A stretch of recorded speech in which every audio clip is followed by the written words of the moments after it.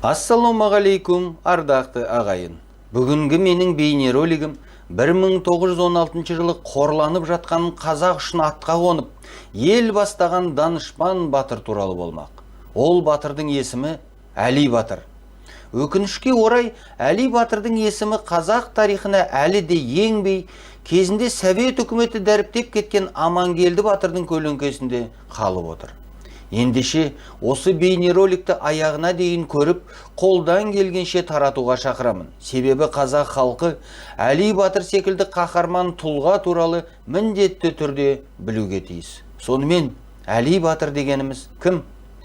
Ең басында айта кететін жай, осы бейнероликті маған негізінен Жандарбек Қарабасов деген ағамыз аманаттаған еді. Және де тек аманаттап қана қоймай, Әли Батыр туралы барынша мәліметтерді беруге тырысты. Сондықтан да менің осы бейнеролигім негізінен Жандарбек Қарабасов ағамыз бен Үміткен Бүркітбаев апайымыз жазған Әли Батыр кітабынан алынып отыр. Ал ендеше бісміллә деп бастайық. 1916 жылы Ресей патшасы 2 Николайдың қазақтарды тылдық жұмысқа тарту жөніндегі жарлығы шықты. Осы жарлыққа сәйкес 19-43 жас аралығындағы қазақтың ер азаматтары әскери қара жұмысқа алынатын болды. Сол кезде біртіндеп күллі қазақ даласында халықтың наразылығы бұрқ ете түсті.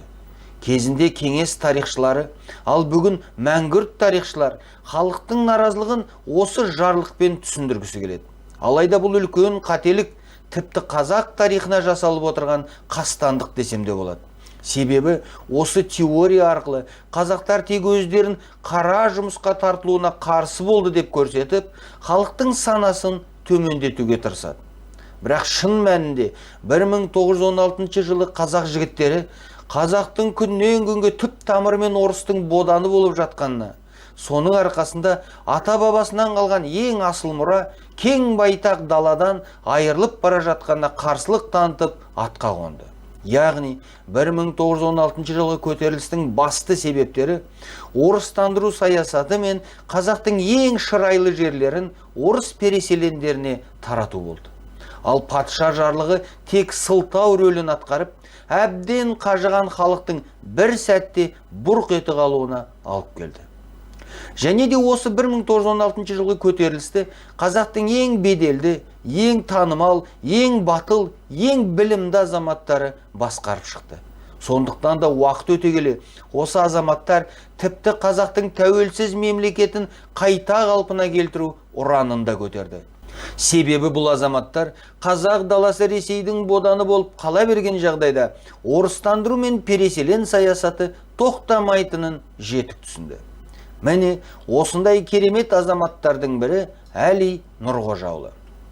1916 жылдың 8 шілдесінде үлкен саз жайлауында патша үкіметімен күресуге бел буып, соғыс жүргізіп жатқан патшаның әскеріне адам бермейміз, бөтен жерде зорлық қорлықпен қаза болғанша өз топырағымызды жастанып, өлгеніміз артық деген шешімді қабылдап, қол жинауға бел буғандардың бірі осы Әли Нұрғожаұлы болды. Әрине осы жиынға Әли Нұрғожаұлының қатысқаны бекерден бекер емес еді. 1872 жылы Верный уезі Ырғайты болысының нөмір 6 ауылында дүниеге келген Әли, Жетісу қазақтарының арасында атағы кеңінен таралған әулеттің өкілі болды. Арғы атасы Дулаттың жанысынан тараған Жандос Мерген жоңғар басқыншыларына қарсы соғыста жауына дес бермейтін батыр болған. Әлидің өз әкесі Нұрғожа болса, әділдігімен күллі Қордай мен Ырғайты болысына танылған керемет би еді. Нұрғожа бидің ұлы Әли жастайынан хат таныған, көзі ашық, көкірегі ояу, ұйымдастырушы қабілеті зор, өткір мінезді, біреуге есесін жібермейтін ер жүрек жігіт болып өсіп, кейін батыр атанады. Ал уақыт келе жас жігіт ел билігіне де тартылып, әкесі секілді би атағына да ие болады. Міне Ырғайты мен Қордай еліндегі қазақтарды жинап, көтеріліске басшылық еткен Әли тегіннен тегін адам емес еді. Сондықтан да үлкен саз жиынынан кейін Әли Батыр өзінің сенімді жігіттерін ауыл-ауылға жіберіп хабар бергенде, оның қасына жүздеген жігіттер бір уақытта топтаса кетті. Осы кезде айта кететін жай, Әли Батырдың айналасына жинақталған сарбаздардың арасында қазақтың керемет ақыны Кенен Әзірбаев та болды. Әли Батырдың ерлігін өз көзімен көрген Кенен ақын кейін Батырға арнап Әли Батыр дастанын жазып кеткен. Қордайдан Әли шықты ат ойнатып, жалынды жас жүрегіне кек қайнатып, соңынан ерді елдің боз баласы жауынан кек алуға оқ бойлатып. Қалың ел қарсы болды өре тұрып, бермейміз баламызды тұр отырып, тізімді мөрменен тартып алып, жіберді болысының өзін ұрып. Қолының астына жиналған сарбаздарды Әли Батыр ата дәстүрмен жүз-жүзге бөліп, оның басшылығына Қырғызбай, Майсап, Әлжан, Нүсіпбай секілді ер жүрек серіктерін тағайындады.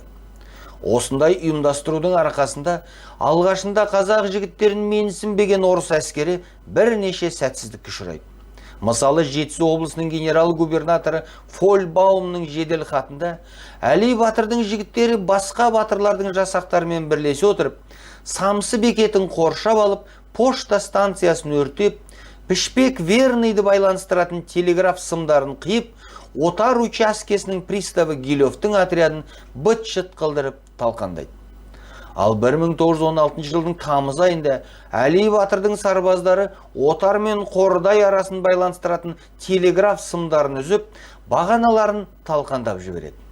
Жалпы 1916 жылы Әли Батырдың сарбаздары Ырғайты, Матыбұлақ, Отар, Қопа, Ақтерек, Самсы, Қордай секілді аймақтарды толықтай өз қарамағында ұстады десек те көп етпейді. Әрине, Әли Батырдың мұндай әрекеттері патшалық үкіметке ұнамады, және бұл жағдай патшалық әскердің Қырғыз жеріне өтуіне қауіп төндіріп тұрды. Сондықтан да патшалық Ресей әкімшілігі дереу Жетісудағы көтерілісті басып тастауға шешім қабылдайды. Мысалы, осы Жетісу облысының көтерілісшілеріне қарсы 2 полк, 1 атты батарея, 35 пулемет роталары, 24 отряд, 240 барлаушы, 16 зеңбірек, 47 пулемет жіберілді. Әрине, мұздай қаруланған бұл әскерге нашар қаруланған қазақ сарбаздары қарсы тұра алмады.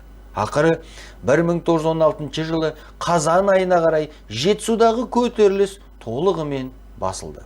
Сол кезде Әли Батыр Қырғыз жеріне қашып кетіп, сол жақтағы тау үңгірінде жасырынып жүруге мәжбүр болады. Сол қара үңгірде амалсыздықтың күйін кешіп жатқан Батыр тасқа арабша келесі өлең жолдарын жазып кеткен екен.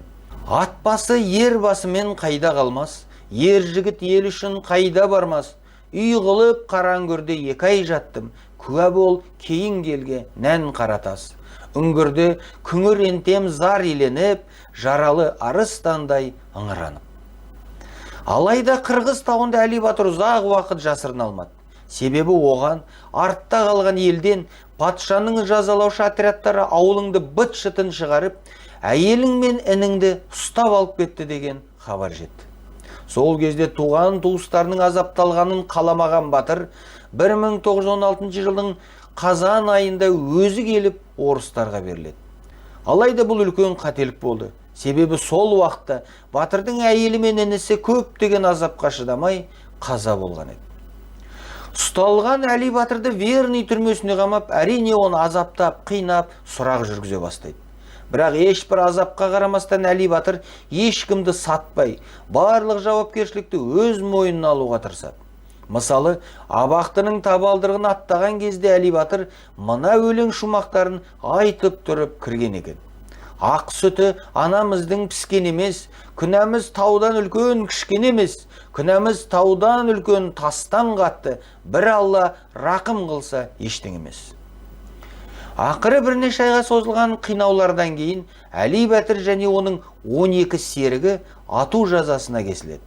Сол кездің өзінде Әли Батыр қасындағы жігіттердің рухын көтеріп жұбату мақсатында қалтасынан қойдың бір асығын алып шығады да: «Бізді сақтаушы Құдай бар, ал мыналар былшылдай береді. Егер мына асық оңақайынан түссе, онда бәрі жақсы болады» деп асығын иіріп лақтырып қалады. Әрине, жастайынан ауылда асық ойнап өскен Әлиге асықты өзіне керектей оңақайынан түсіру қиын болмады. Сол кезде қасындағы жігіттер «Құдай бұйырса аман қаламыз» деп бір марқайып қуанып қалады. Тек Әли батыр ғана үндемей күлімсіреп отыра береді. Бірақ ертеңінде Әли батыр мен оның жігіттері шынында да түрмеден босатылады. Себебі ертеңінде патшалық Ресей империясы құлап, билікке уақытша үкімет келген екен. Алайда Әли батырдың көтеріліс кезінде алған жарақаттары, үңгірді мекендеген кездегі суық, түрмеде көрген азабы оның денсаулығына өте қатты әсерін тигізіп, 1919 жылы Әли батыр қайтыс болады. Міне, Жетісудағы 1916 жылғы көтерілісті басқарған батырдың бірі болған Әли өмірін осылай аяқтайды. Ең өкініштісі, Әли батырдың есімі әлі күнге дейін керекті деңгейде дәріптелмей отыр. Бірақ менің ойымша, Әли батырдың есімі елді мекендердің көшелеріне беріліп, батырға үлкен ескерткіш қойылып, оның аруағына бағышталған үлкен ас берілетін уақыт әлі де келер.